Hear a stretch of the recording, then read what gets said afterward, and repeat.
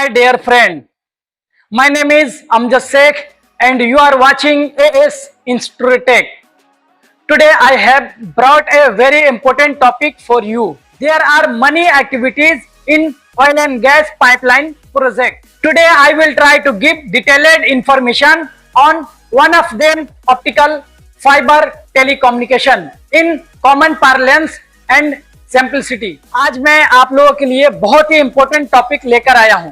Pipeline project में बहुत सारी एक्टिविटीज हैं, उन्हीं में से एक ऑप्टिकल फाइबर केबल के ऊपर आज मैं डिस्कस करूंगा और सरल तरीका से मैं आज समझाने का कोशिश करूंगा। पाइपलाइन प्रोजेक्ट में आप किसी भी फील्ड में काम कर रहे हैं, जाने अनजाने में ऑप्टिकल फाइबर से कनेक्टेड रहते हैं, इसलिए आपको ऑप्टिकल फाइबर के बारे में समझना जरूरी है। I will share my experience with you.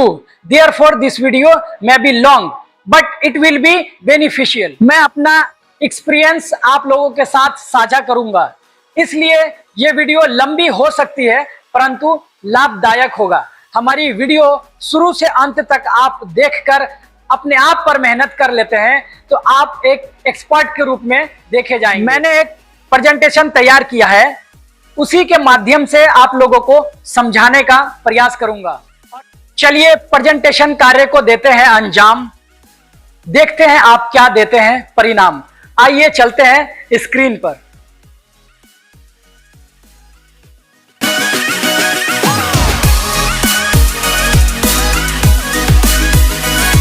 अब हम आ चुके हैं स्क्रीन पर और यहां हम पहला पेज में बहुत सारी चीजें दिखाया है, जैसा कि पाइपलाइन और उससे जुड़ा ऑप्टिकल फाइबर दिखाया हमने। तो आपको समझ में आ गया होगा कि हमारा पूरा टॉपिक ऑप्टिकल फाइबर पाइपलाइन से जुड़ा है। हमने ये कंपनी का नाम लिया एसी ग्रुप ऑफ कंपनीज, जिसका मैं एम्प्लॉय हूं, और उनका लोगो लिया है। हम कोई ना कोई कंपनी का काम को लेकर ही हम बातचीत करेंगे। Today we will discuss the topic of OFC activities. बहुत सारी एक्टिविटीज के विषय पर हम बात करेंगे। जितने भी टॉपिक्स इसमें दिए गए हैं, ये सभी टॉपिक पे बहुत सरलता के साथ में स्टेप बाय स्टेप मैं बात करूंगा और 1 से लेकर यहां 17 तक जो है ना एक्टिविटीज हमने कवर किया है और बहुत बेहतरीन तरीके से मैं कोशिश करूंगा आपको समझाने का। ऑप्टिकल फाइबर केबल, जिसे शॉर्ट फॉर्म में OFC कहते हैं। How do optical fibre work? Optical fibre कैसे काम करता है वो समझेंगे। फाइबर एक तेज, निरंतर और अस्थिर इंटरनेट प्रदान करता है, जो इनक्रेडिबल डिस्टेंस पर बहुत सारे डेटा को ट्रांसमिट करने की क्षमता रखता है। जैसे जैसे डाटा की मांग बहुत अधिक हो जाती है, fibre optical network flexibility and stability के लिए जाने का सुरक्षित तरीका है। फाइबर ऑप्टिकल ट्रांसमिशन एक सिस्टम है जिसमें सूचनाओं की जानकारी एक स्थान से दूसरे स्थान में ऑप्टिकल फाइबर के माध्यम से लाइट पॉइंट के रूप में भेजी जाती है। लाइट एक इलेक्ट्रोमैग्नेटिक वेव कैरियर डेवलप करता है जो विधिवत रूप से जानकारी को साथ ले जाते हैं।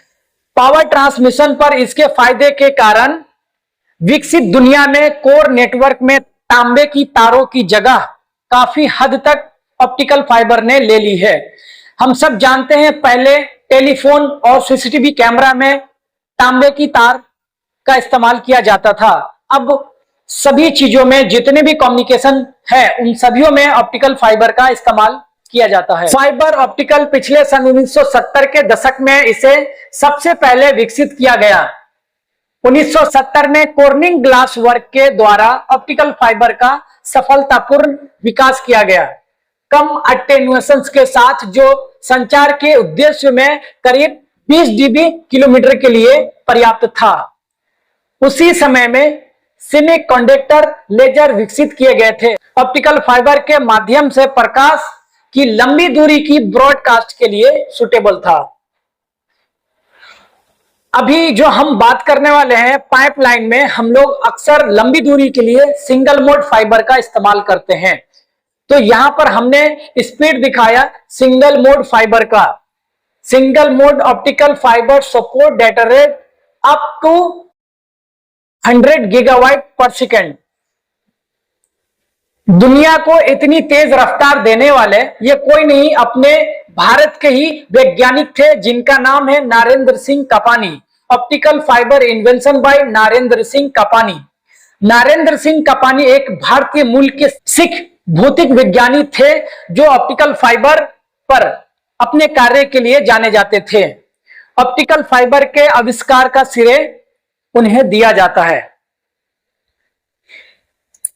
फाइबर ऑप्टिकल केबल एक आकर्षक टेक्नोलॉजी है जो खास तौर में डेटा ट्रांसमिट करने के लिए उपयोग किया जाता है। हम यहां समझेंगे सिंगल मोड फाइबर ऑप्टिकल के बारे में और मल्टी मोड फाइबर ऑप्टिकल के बारे में। इन दोनों में क्या फर्क है और क्या कैसे काम करता है, हमें इसे समझना है। सिंगल मोड फाइबर सिग्नल ये क्या है? इसमें ग्रे कलर की जो लाइन दिख रही है ये फाइबर का कोर है जो 9 माइक्रोन का पाया जाता है। इसके ऊपर से जो फिरोजा कलर का क्लेडिंग है 125 माइक्रोन का पाया जाता है।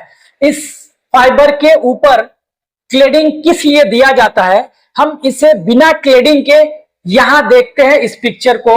और जैसा कि इस साइड में से प्रकाश दिया और दूसरे साइड में प्रकाश निकलता है, इसके अंदर में जो लाइट रिफ्लेक्शन कर रहा है इसके बीच से भी प्रकाशित हो रहा है। तो इसलिए इसके ऊपर से एक परत क्लेडिंग की लगाई जाती है ताकि इसका प्रकाश बाहर ना जाए और ये लंबी दूरी तक इसका सिग्नल, इसका प्रकाश ट्रैवल कर सके।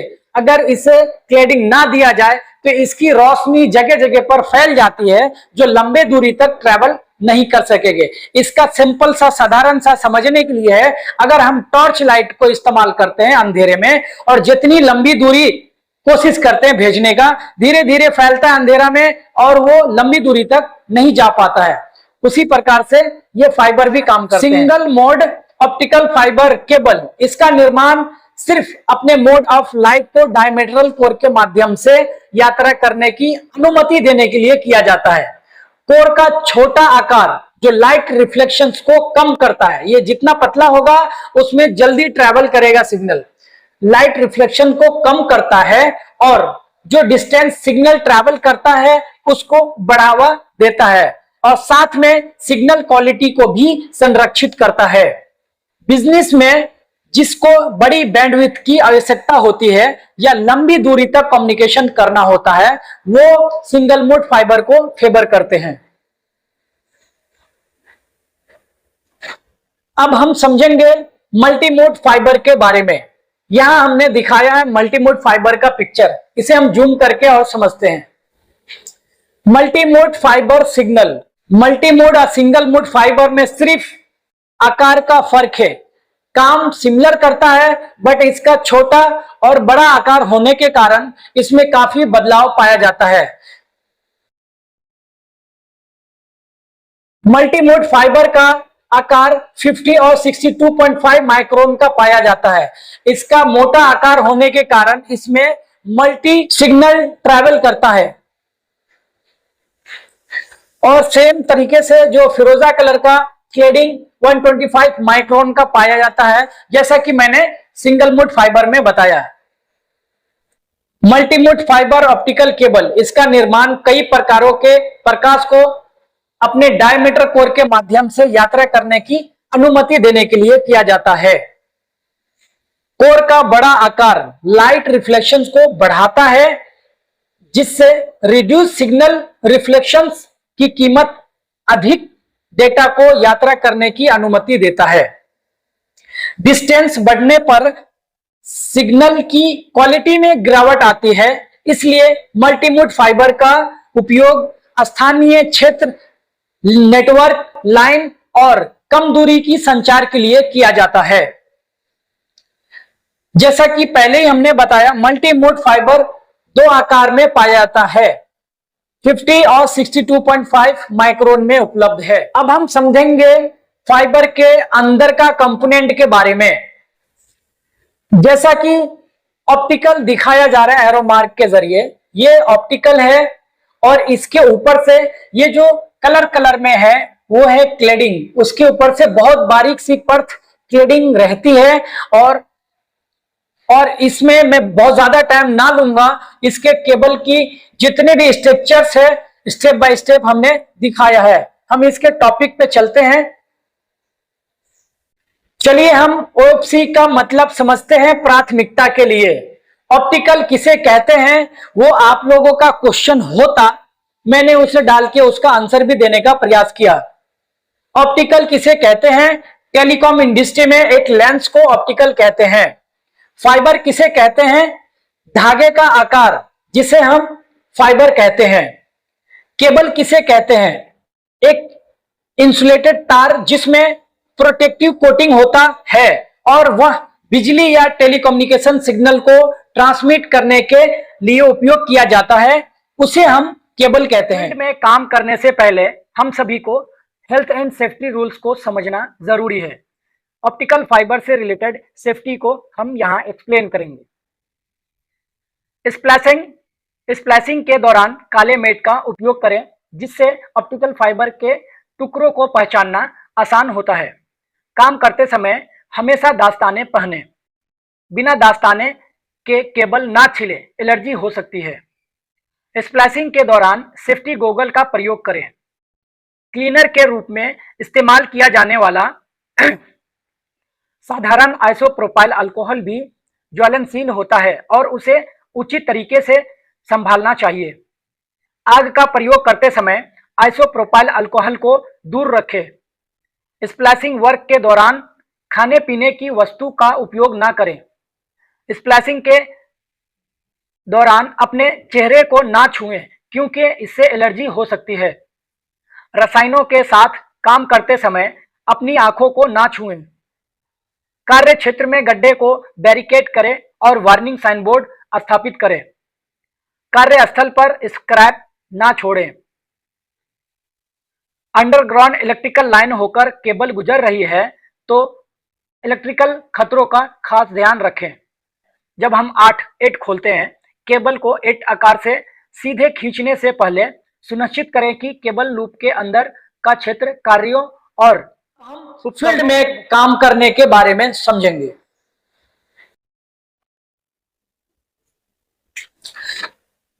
OTDR optical time domain reflectometer. Optic से बना ऑप्टिकल टाइम डोमेन से मुराद है एक सीमित समय में रहकर काम करना। रिफ्लेक्टोमीटर दो शब्द जोड़कर बना, रिफ्लेक्शन से बना रिफ्लेक्टो और मीटर जो अपना मापने वाला यंत्र है उससे बना मीटर, ये दो शब्द जोड़कर बना reflectometer.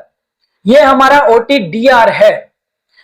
OTDR reflections of light की प्रॉपर्टी इस्तेमाल करता है और कई प्रकार के मेजरमेंट करके देता है। जैसा कि हमने बताया, OTDR एक सीमित समय रहकर काम करता है। OTDR के अंदर एक सेटअप करनी पड़ती है कि आप कितने वेवलेंथ पे काम करना चाहते हैं और कितना NS या US पे काम करना है वो सेट करना पड़ता है। यह है रेंज है, आप कितने किलोमीटर का ट्रेस चाहते हैं। जितना किलोमीटर का आपको ट्रेस चाहिए उसका 1.5 गुना या डबल आप रखें रेंज सेटिंग में। और यहाँ पे टाइमिंग है 20 सेकंड हमने यहाँ दिखाया। 20 सेकंड में जब भी हम एक छोर से पावर देंगे और एंड में जाके और 20 सेकंड के अंदर हमें वापस होगा। यानी अगर यहाँ पे हमने 80 किलोमीटर रखा रेंज, तो ये जितना भी 80 किलोमीटर के अंदर का हमारा फाइबर होगा 20 सेकंड के अंदर में जाके एक एंड से दूसरे एंड में OTDR में आके हमें डाटा देगा कि ये इसमें क्या क्या लॉसेस है और कितने इसके लेंथ है। OTDR में लगने वाले ये सारे कनेक्टर्स है जो अलग अलग टाइम पे अलग अलग प्रकार के कनेक्टर का इस्तेमाल किया जाता है। अब हम समझेंगे OTDR के अंदर में क्या क्या फीचर्स है, क्या क्या हमें काम करके देता है। Feature of OTDR fibre attenuation देता है, बताता है, लेंथ मेजर करता है, इवेंट और कनेक्शंस को मेजर करता बताता है, कट ब्रेक और बेंड्स शो करता है बताता है, और स्प्लाइस लॉस हमें बताता है, और इन सारी चीजों का एक पिक्चर्स क्रिएट करके देता है। तो ओटीडीआर इस तरीके से काम करता है। यहाँ पे समझेंगे ओटीडीआर के ग्राफ को, कि ओटीडीआर के अंदर में ग्राफ को कैसे समझा जाता है और क्या होता है उसके ग्राफ्स। मैं यहाँ पे बनाया हूं, जो वो दिखाऊंगा पहला, उसके बाद जो उसके ओटीडीआर के अंदर से ग्राफ और पिक्चर्स निकलती है उसको हम समझेंगे। यहां से क्या, ये जो ऊपर की लाइन है वो ऑप्टिकल पावर लाइन है, और ये लाइन जो इधर को गया है एक्स और वाई है, ये वाई वाली जो लाइन है डिस्टेंस अलोंग द फाइबर, ये लेंथ को दर्शाता है और ऊपर जो है पावर को दर्शाता है। ठीक है, तो अब यहां से जब ओटीडीआर पावर छोड़ता है तो बहुत ज्यादा एक साथ में पावर जाता है और यहां से रिफ्लेक्ट करता है ज्यादा, और उसके बाद धीरे धीरे करके जो है इसका रिड्यूस होता चला जाता है। ठीक है, और ये जो ग्राफ है हम इसको समझा रहे हैं कि ये धीरे धीरे करके नीचे आ गया और यहाँ पर से फाइबर एंड हो गया, तो ये इस तरीके से पूरी तरह से आगे का नहीं दिखाता। और उसके बाद अंदर में जो जो इवेंट आते हैं उसे बोलते हैं नॉन रिफ्लेक्टिव इवेंट। ये जो स्टेप स्टेप में घटता चला गया, उसका सिग्नल जो है वो कम होता चला गया। ठीक है, और यहाँ पर सडनली ज्यादा पिक पे गया है फिर डाउन हुआ है, तो उसे बोलते हैं रिफ्लेक्टिव इवेंट।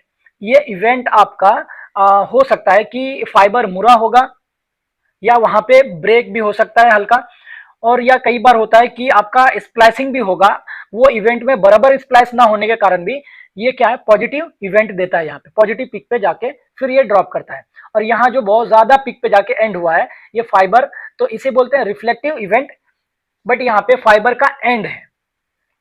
तो ये ग्राफ को हमने समझा। अब यहाँ पे हम ग्राफ को समझेंगे।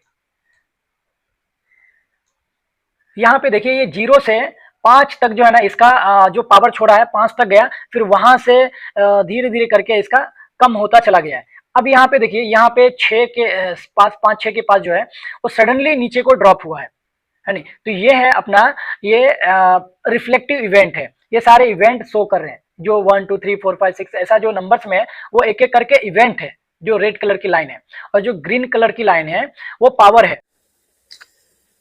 अब हम समझेंगे केबल लिंक ब्लोइंग करने से पहले ओटीडीआर किया जाता है, तो उसके फाइबर लॉस को कैसे निकाला जाता है, हमें उस टाइम पे क्या क्या ध्यान रखना चाहिए। OTDR before cable link, OFC blowing link करने से पहले ओटीडीआर का उपयोग करके केबल की गुणवत्ता और लंबाई सुनिश्चित करना अनिवार्य है। अब हम यहां पे आपको बताने का प्रयास करेंगे, इसको जूम करिए।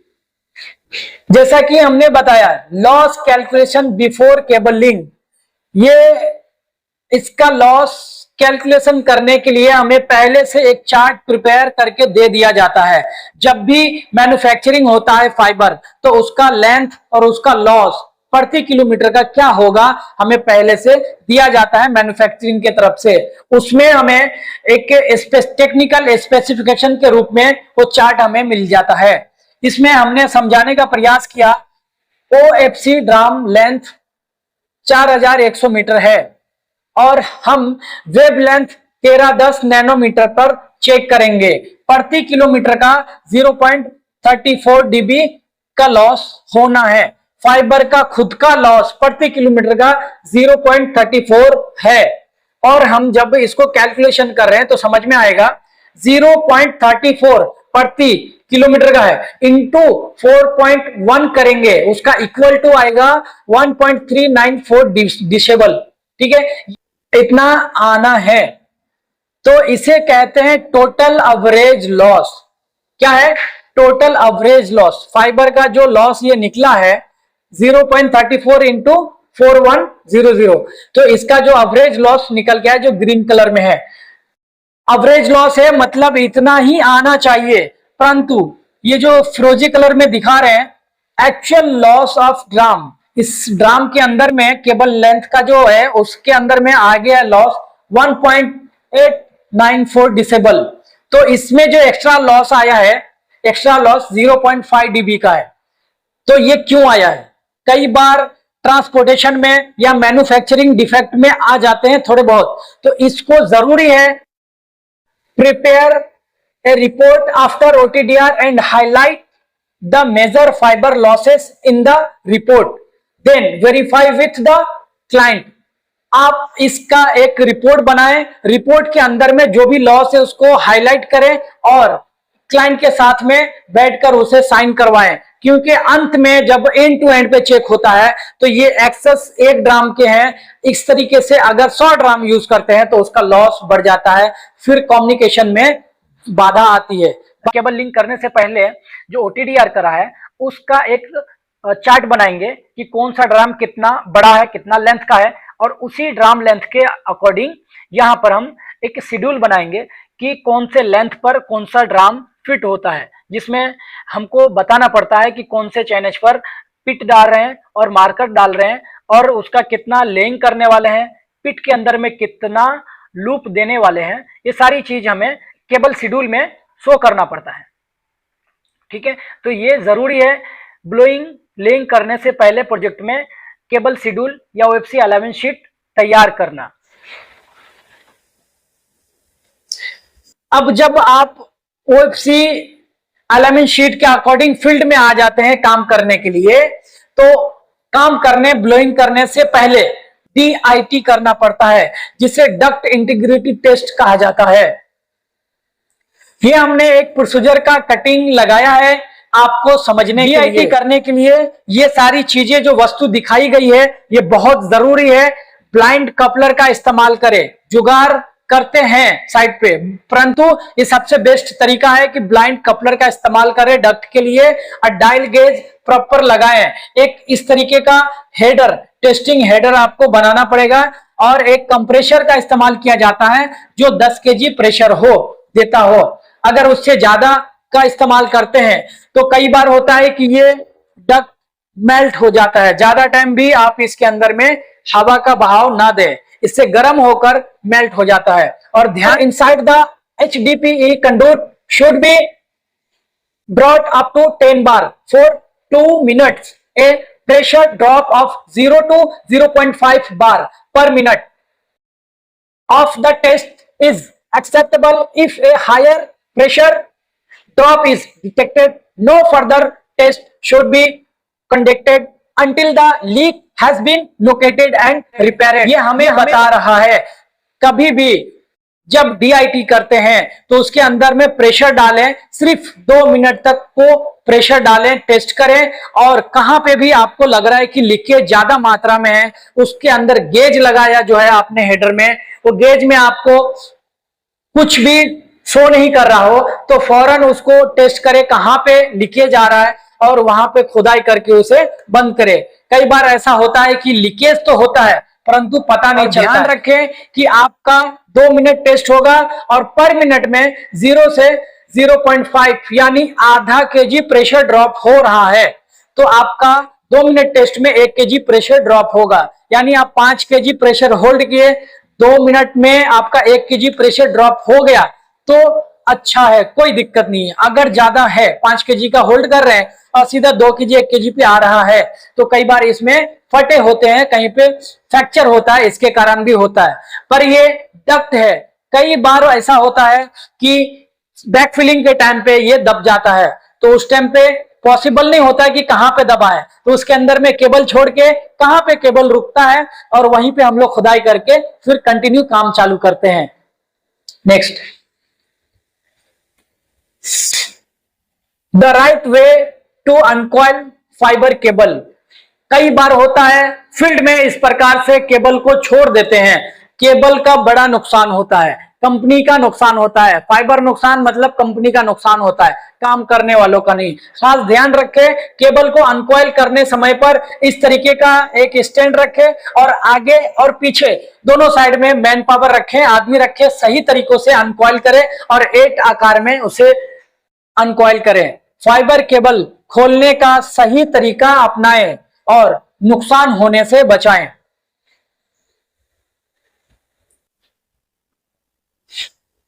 अब हम आ चुके हैं केबल ब्लोइंग के पॉइंट पर। इसे हम समझेंगे कि क्या क्या चीजों की जरूरत पड़ती है और कैसे किया जाता है। इसके ऊपर हमने वीडियो रखा है ड्रोन शूट, लेकिन हम इंसर्ट इसमें नहीं किया, आगे हम आपको दिखा देंगे। Blowing link work, OFC blowing link करने के लिए 6 से 7 आदमी की आवश्यकता होती है और कई प्रकार के मशीन का भी इस्तेमाल किया जाता है। पुशिंग मशीन जिसे ब्लोइंग मशीन कहते हैं, एक हाइड्रोलिक पावर पैक का भी इस्तेमाल किया जाता है जिसे हाइड्रोलिक मशीन, और एयर कंप्रेशर जो 10 केजी एयर प्रेशर कैपेसिटी देता हो। इन सभी मशीनों का इस्तेमाल करके, और यहाँ जैसा आप देख रहे हैं ओएफसी ब्लोइंग का वर्क ऐसे किया जाता है। जैसे कि हमने बताया था 6 से 7 आदमी की ज़रूरत पड़ती है, तो ये इस तरीके से काम करते हैं। एक आदमी एट खोलने का काम करते हैं और उसके बीच में केबल को उलझने ना दें, इसके लिए वो मदद करते हैं। और तीसरे आदमी मशीन की ऑपरेटिंग करते रहते हैं। ये है ब्लोइंग टाइम का एंट्री साइड, जो सारी मशीनरी सेटअप करके दूसरे साइड में भेजने का काम करते हैं। और गड्ढे के पास खड़े आदमी एग्जिट साइड में वो उठाकर दूसरे आदमी को देते हैं जो एट मेकर होता है, और वो एट बनाते रहते हैं। उसी की मदद के लिए बैठे हुए आदमी एट को प्रॉपर तरीके से बनने में मदद करते हैं, और ये बहुत बेहतरीन तरीके से काम होता चला जाता है सीक्वेंस में। इन सभी के गाइडेंस के लिए एक सुपरवाइजर रहते हैं जो प्रॉपर तरीके से काम होने में मदद दे, वो हमेशा गाइड करते रहते हैं। Miss handling of optical fibre. Blowing के दौरान ध्यान रखें, मशीन के दोनों चैन का दबाव सीमित दायरे में रखें जितना कि केबल सुरक्षित रहे। ऑप्टिकल फाइबर को डिवाइड करना मुश्किल है और बिखरने के कारण प्रकाश का नुकसान होता है। ओएफसी का फिजिकल आकार है, अगर उसको बहुत ज्यादा मोड़ते हैं तो वो टूट जाएंगे। कंस्ट्रक्शन ब्लोइंग लिंक के दौरान ओएफसी कट डैमेज होने का खतरा अधिक रहता है। ये जो आपको चित्र दिख रहा है, इसे जूम करिए। ये जो डैमेज हुआ है, ये मशीन का दोनों तरफ से ज्यादा दबाव देने के कारण आगे का जो ब्लॉक रहा होगा डक्ट, और आगे को केबल नहीं जा रहा, परंतु चैन उसकी कंटिन्यूटी में घूम रही है, तो इसलिए ये मशीन का वजह से ये ऐसा दाग आया है, इसका इंसुलेशन कट गया है, तो ये फाइबर कमजोर होता है। इस तरीके का जो कट विट रहता है वो ध्यान रखें, ऐसा ना हो। मशीन का दबाव उतना ही रखें जितना कि वो झेल पाए। अगर इसका देखो फिजिकल बेंडिंग शेप है, जो बेंडिंग आकार है उसे जीरो बेंड कर सकते हैं। जो ऑप्टिकल फाइबर है वो ओ के शेप में बेंड कर सकते हैं, जीरो शेप में बेंड कर सकते हैं। एट शेप में बेंड करना ज्यादा आसान भी है और बिखरने का कोई चांस भी नहीं होता है। Result of backfilling after link OFC. अब कहेंगे ओएफसी लिंक करने के बाद ये कैसे हो गया। तो कई बार होता क्या है कि टाइम पॉकेट खुले रहते हैं और लिंक कर दिया जाता है। उसके दौरान जब बाद में बैकफिलिंग करने जाते हैं तो ऊपर से मट्टी डाल दिया और डक्ट जो है तनाव में रहता है, तो ज्यादा मट्टी डालने पे, पत्थर डालने पे वो क्या बेंड हो जाता है। तो इसमें हमने 3 पिक्चर दिखाया है, उसको जूम करके दिखाता हूं। ये देखिए, ये डक्ट किस तरीके से बेंड हुआ, उसके अंदर में केबल था, केबल कैसा बेंड हुआ, ठीक है। पिक्चर 2 में दिखाया कैसा बेंड हुआ, और उसके अंदर में जो फाइबर था वो फाइबर को देखिए वो किस तरीके से बेंड हुए। इसमें 24 फाइबर है या 20 है या जो भी हो सकता है, उसका हर फाइबर डैमेज नहीं भी होगा, लेकिन आपका 2 फाइबर 3 फाइबर भी डैमेज हो गया तो केबल काटना ही पड़ता, उसमें ज्वाइंट लगानी पड़ती। एक ज्वाइंट नहीं, लिंक किए हुए पर अगर डैमेज होता है तो 2 ज्वाइंट लगानी पड़ती है, अगर वो इस नजदीक में कोई पिट ना हो तो खास ध्यान रखें। खुले हुए टाइन इन पॉकेट या अन्य गड्ढों की जांच कर लें। गड्ढे खुले पाने पर पहले उसको बंद करें, उसके बाद ओएफसी ब्लोइंग लिंक कार्य को अंजाम दें। प्रोजेक्ट में किसी भी प्रकार का नुकसान कंपनी को पीछे की ओर ले जाता है, इसलिए काम सुरक्षित तरीके से करें और खुद भी सुरक्षित रहें। अब हम समझेंगे फ्यूजन स्प्लाइसिंग और मैकेनिकल स्प्लाइसिंग में क्या फर्क है और कैसे किया जाता है। What is the difference between fusion and mechanical splicing and how it done. ये मशीन है फ्यूजन स्प्लाइसिंग की, ठीक है, और मैकेनिकल स्प्लाइसिंग का ये कनेक्टर है। मैकेनिकल स्प्लाइसिंग एक टूल है जो इमरजेंसी के टाइम पे इस्तेमाल किया जाता है। ये एक कनेक्टर के रूप में रहता है। ये मैकेनिकल स्प्लाइसिंग कनेक्टर है, इसमें कोई भी तरीके का मशीनरी का इस्तेमाल नहीं किया जाता है।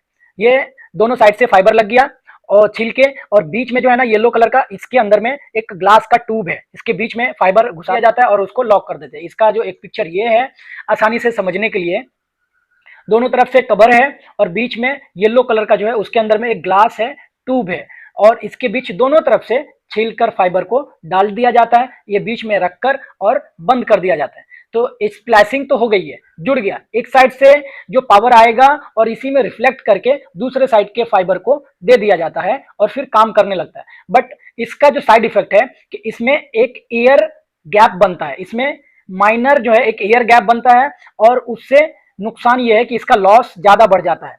ये कब इस्तेमाल किया जाता है? इमरजेंसी में, जब कोई फाइबर रनिंग में है और कट गया, उस दौरान में स्प्लाइसर को बुलाना असंभव है, टाइम लगने वाला है और काम रुकना मतलब ज्यादा नुकसान है, तो उस टाइम पे ये मैकेनिकल स्प्लाइसिंग करके और फिर रख दिया जाता है। और फ्यूजन स्प्लाइसिंग इसके बिल्कुल अपोजिट है। यहाँ पे how to perform fusion splicing.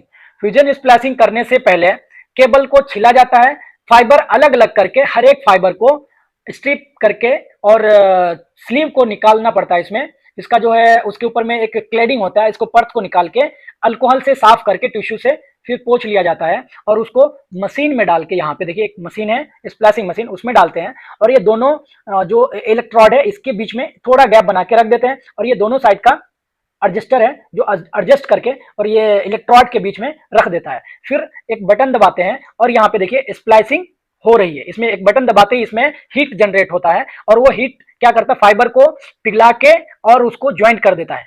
तो ये होता है फ्यूजन स्प्लाइसिंग, ठीक है, ये जुड़ जाता है। अब ये जोड़ने के टाइम पे खास ध्यान रखें कि फाइबर का सही तरीकों से कटिंग हो और सफाई हो, और उस मशीन का डिस्प्ले में आप देखें कि उसका लॉस 0.00 हो, और उसका खास ध्यान यही है कि 0.00 लॉस हो या 0.01 हो, इससे ज्यादा लॉस ना आए।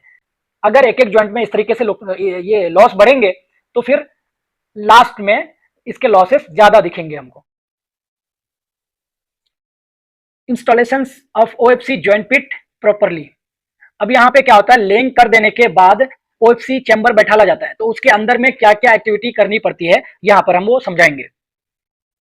ओएफसी लिंक के बाद केबल के एक छोर से दूसरे छोर को ज्वाइंट करना पड़ता है, जिससे हम स्प्लाइसिंग कहते हैं। उसी स्प्लाइसिंग ज्वाइंट की सुरक्षा के लिए सीमेंटेड पिट का उपयोग किया जाता है। पिट के अंदर 4 एंगल लगा होता है केबल की सुरक्षा के लिए। उसके बाद पिट में बालू भर के बालू के ऊपर इलेक्ट्रॉनिक मार्कर रखकर पिट का ढक्कन लगाकर मट्टी से बंद कर दिया जाता है। ज्वाइंट पिट के अंदर इलेक्ट्रॉनिक मार्कर रखने का मकसद है दोबारा से ज्वाइंट पिट की खोज करने में आसानी हो।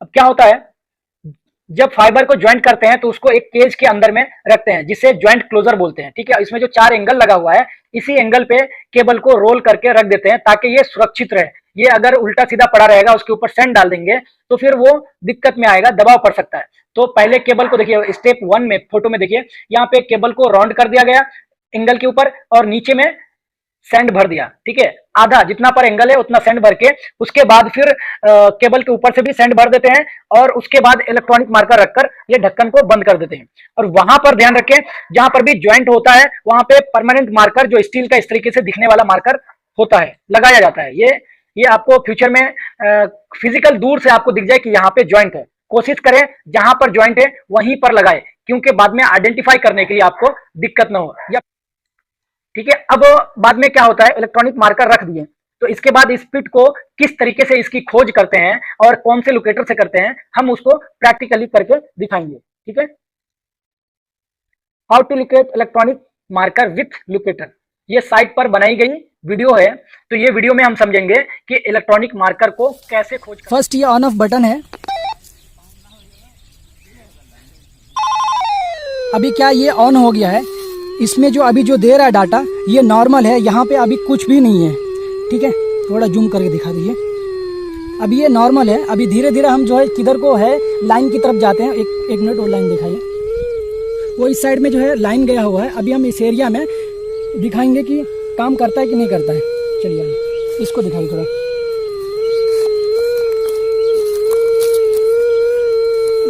जैसा जैसा हम जाएंगे हमको जो है कुछ मिलने का शंका होगा, तो इसकी जो साउंड है वो साउंड भी बदलता चला जाएगा और इसकी जो इसमें जो फ्रीक्वेंसी आ रहा है ये फुल हो जाएगा, जो पैरामीटर आ रहा है ये फुल हो जाएगा और इसका जो डीबी है वो मैक्सिमम होता चला जाएगा। अभी जो है 17 16 ऐसा अप डाउन हो रहा है।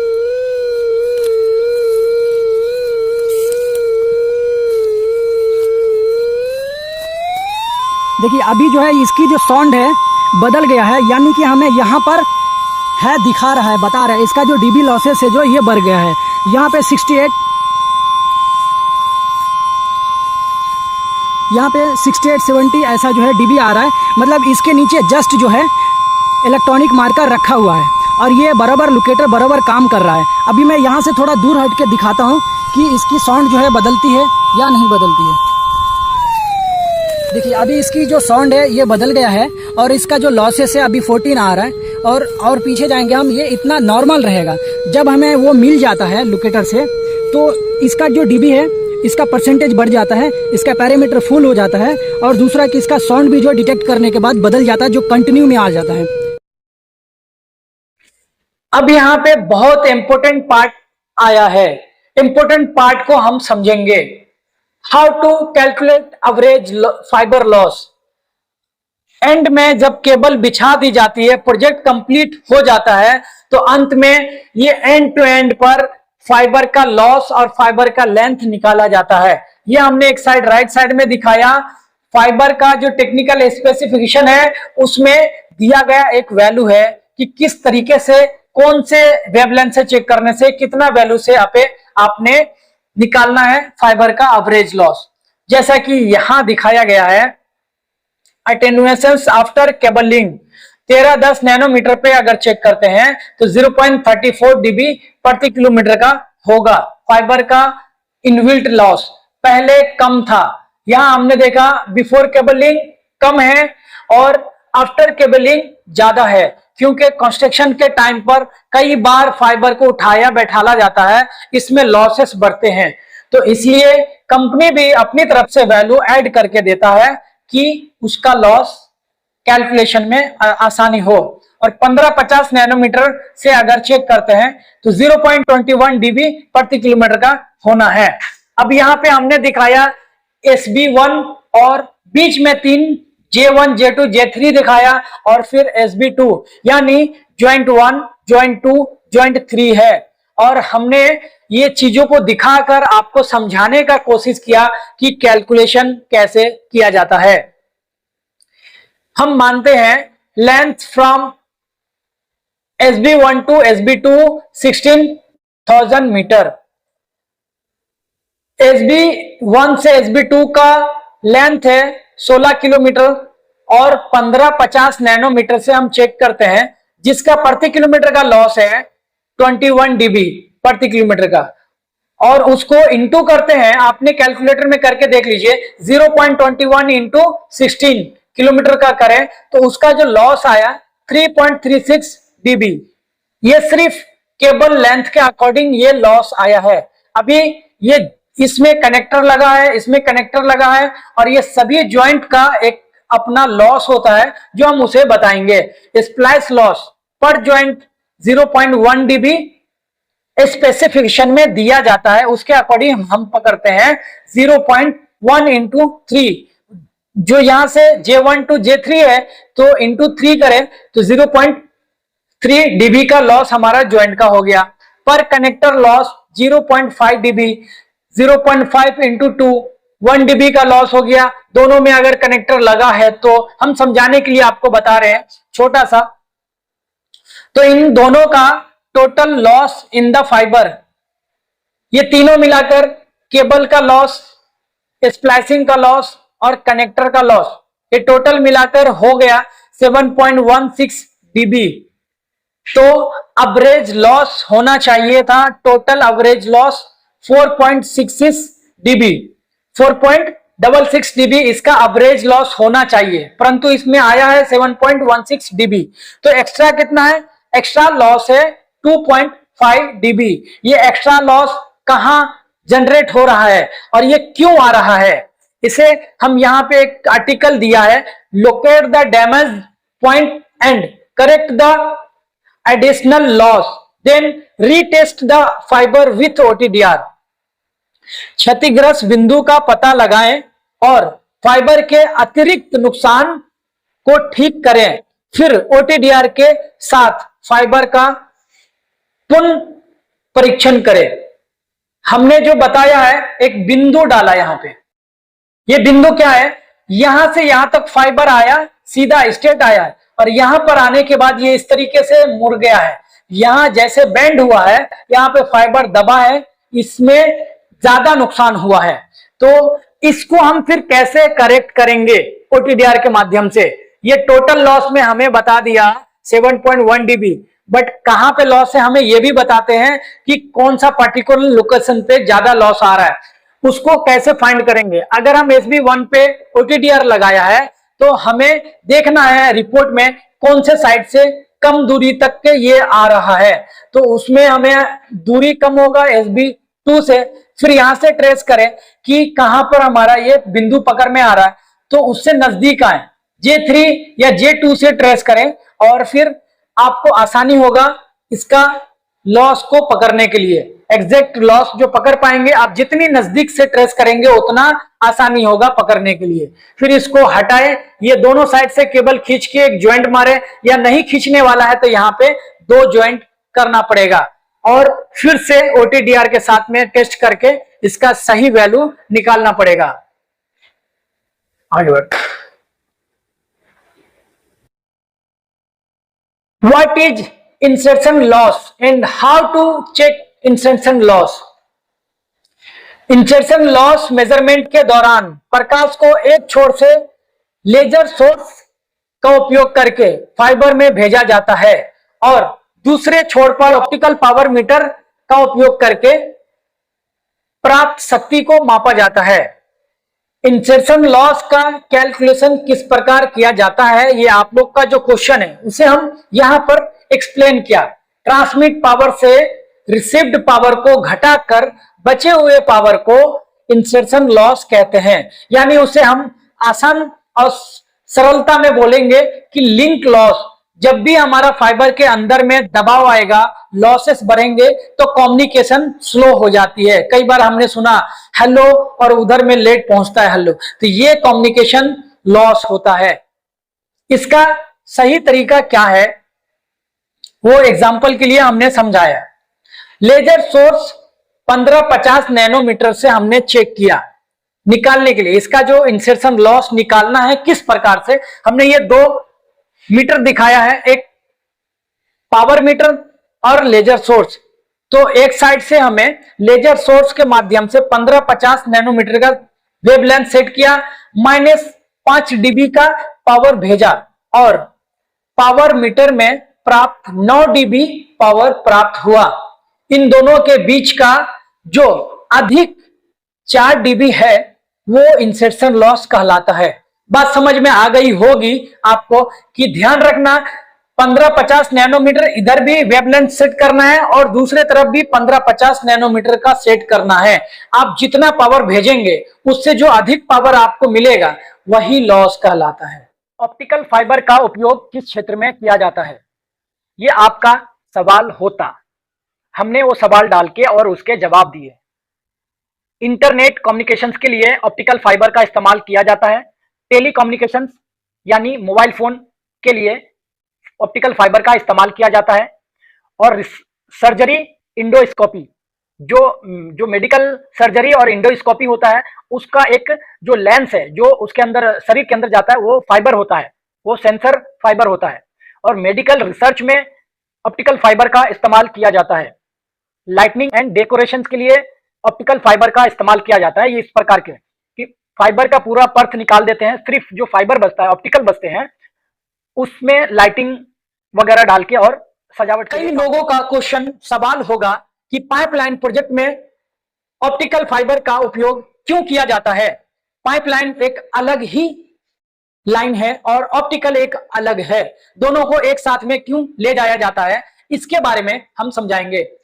जब भी हम पाइपलाइन में काम करते हैं तो देखे होंगे एक साइड में DT यानी डिस्पैच टर्मिनल होता है, दूसरे साइड में RT यानी रिसीव्ड टर्मिनल होता है। इनके बीच में SB यानी MLB भी हो सकता है, अलग अलग कंपनी के अलग अलग नाम दिए होते हैं, ये सब होते हैं। और ये सभी स्टेशन में MOV मोटराइज ऑपरेटिंग वाल्व या तो एक्चुएटर वाल्व लगा होता है, और कई सारे उसके सेफ्टी पर्पज के लिए गैस डिटेक्टर, उसके मापने के लिए टेम्परेचर नापने के लिए टेम्परेचर ट्रांसमीटर, और जैसे प्रेशर ट्रांसमीटर और टेम्परेचर ट्रांसमीटर, CCTV कैमरास लगे होते हैं। तो इन सभी का कम्युनिकेशन कैसे मिलेगा एक कंट्रोल रूम में? हर कंपनी का अपना अपना एक कंट्रोल रूम होता है पूरे पाइपलाइन को मॉनिटरिंग करने के लिए। इस तरीके का एक कंट्रोल रूम बनाया जाता है। इसमें 24 आवर मॉनिटरिंग के लिए उसमें आदमी होते हैं, इंजीनियर होते हैं, जो इस तरीके से दिखेंगे आपको, इस तरीके से पूरे डिस्प्ले पे सभी सुविधा के साथ में बैठे रहेंगे। किसी भी प्रकार का अगर पाइपलाइन के ऊपर, पाइपलाइन के अंदर, प्लांट में दिक्कतें आती है तो ये कंट्रोल रूम से उसको मॉनिटर करके सुधारने का काम किया जाता है। अपना मैन पावर भेजकर उसे सुधारा जाता है। इस फाइबर के अंदर में एक फाइबर ऐसा भी होता है जो सेंसर का काम करता है। अगर पाइपलाइन के ऊपर आप खुदाई कर रहे हैं या किसी प्रकार का ज्यादा टाइम तक रहकर काम कर रहे हैं तो यहाँ इस कंट्रोल रूम में एक कंपन जाएगा एक पूरे लोकेशन के साथ में कि यहाँ पर फाइबर के नजदीक यानी पाइपलाइन के नजदीक खुदाई करते हुए कोई जा रहा है, तो वहां पर अपना गार्ड या मैन पावर भेजकर उसे समझाया और हटाया जाता है। तो पाइपलाइन के साथ में ऑप्टिकल फाइबर को क्यों बिछाया जाता है, उम्मीद है आप समझ गए होंगे।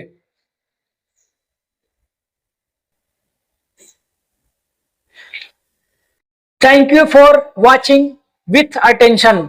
आप पूरे अटेंशन के साथ में जो हमारे वीडियो को देखा उसके लिए बहुत बहुत धन्यवाद, शुक्रिया।